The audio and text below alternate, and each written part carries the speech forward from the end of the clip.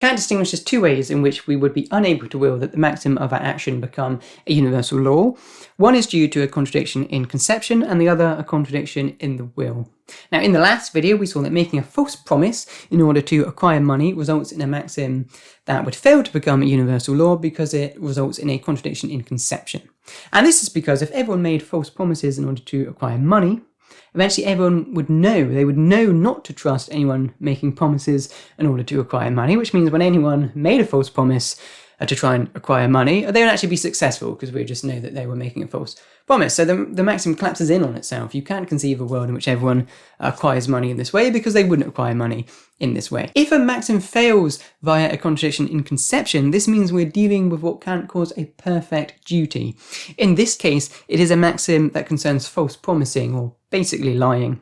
Therefore, for Kant, we have a perfect duty to tell the truth. This means that we must always tell the truth. Lying is always impermissible, it's always immoral. The maxim of our action can also fail to become a universal law because it results in a contradiction in the will. Refusing to help those in need would be one such maxim. We cannot rationally will that this become a universal law because at some point we may be that person who is in need. Kant says that maxims that fail via the contradiction in the will are those concerning imperfect duties. As a result of this, the duty of beneficence is imperfect. This means we need not be beneficent all the time, like we saw with perfect duties. Perfect duties, we have to do those all the time. With imperfect duties, we don't. We can be more flexible. We ought to be beneficent, yes, but we can choose how and when to perform these acts of beneficence.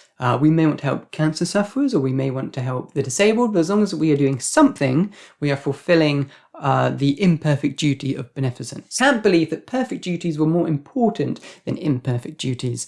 If the two were to conflict, we ought to go with the perfect duty, yet this seems like it could be problematic. So if we were on our way to fulfill some perfect duty, like fulfill a promise to return a book at a certain time, so we're on our way to fulfill a perfect duty, but we came across someone desperately who needed our help, like they're injured on the floor, well, helping them, that would only be an imperfect duty. Therefore, we ought to just continue on our way so as to not default on our perfect duty to keep a promise, but that doesn't seem right.